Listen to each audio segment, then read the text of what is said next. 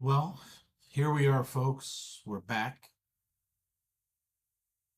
First thing we should do is let's focus on all of those hostages that were released. The 100 or so that were being held by the occupation, and the three that were being held by the resistance.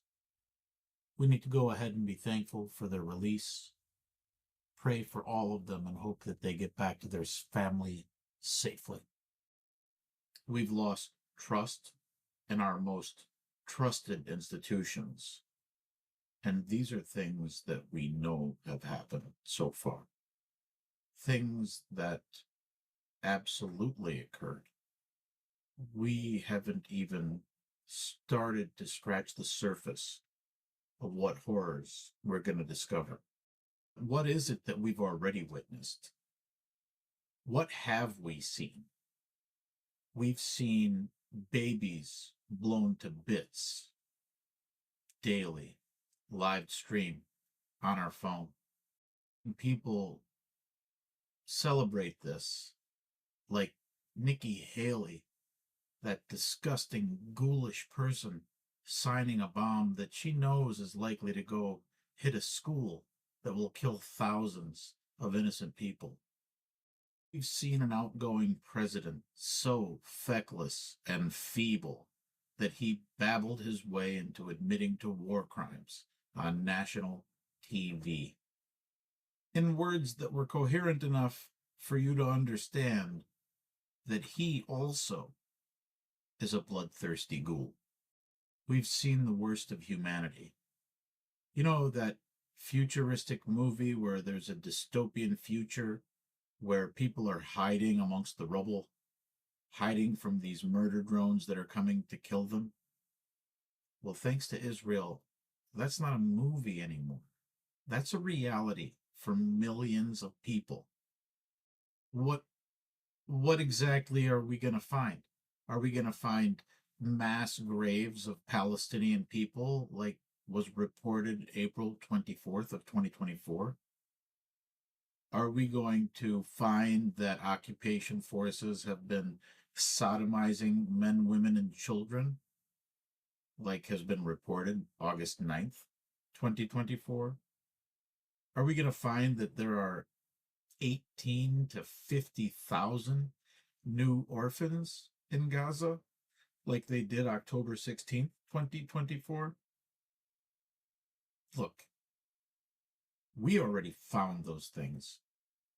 If those horrors aren't enough and you're looking for more, maybe you're the problem. We need to talk about how none of us will ever be the same again, and how this is absolutely destroying people's faith in humanity. Let's take a look at the claims conference from the Holocaust Museum that did their most recent survey. They said that 7 out of 10 Americans don't think the Holocaust was as bad as it was, and that it could happen again. Now, my question is, why do you think that is? It's because they're seeing it on their phone. They're seeing exactly what's being done to people. They're seeing what people have gone through.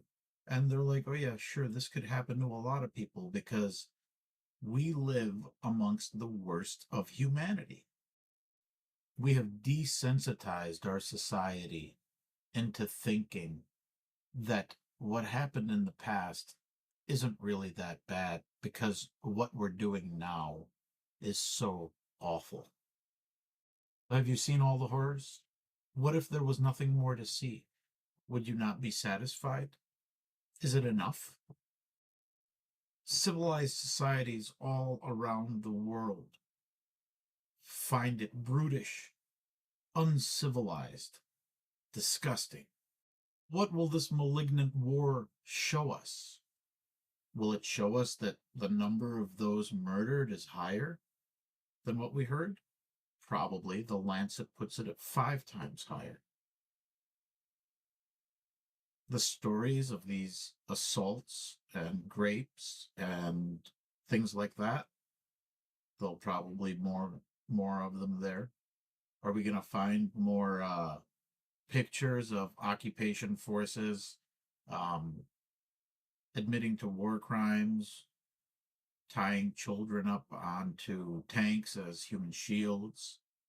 Are we going to find more of them dressing in lingerie or eating dinner on top of a mass grave? Probably. We probably are. I guess what I'm saying is what I said before. If you're waiting for more, what the fuck? And what did we accomplish?